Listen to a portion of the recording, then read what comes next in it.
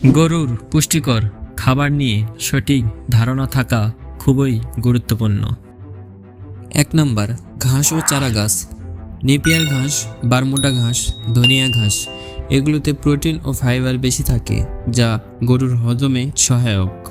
2 number, দানাদার খাবার। গম, ভুট্টা, চালের কুড়া, খোল, সরিষার তিল, সয়াবিন, ভুসি ইত্যাদি। 3 নাম্বার, বিশেষ খনিজ মিশ্রণ।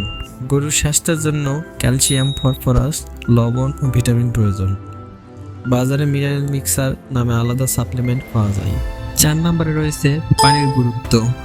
গরুকে প্রতিদিন অন্তত 20 থেকে 40 লিটার পর্যন্ত, বিশেষ করে দুধ দেওয়া গাভীর ক্ষেত্রে পানি দিতে হবে।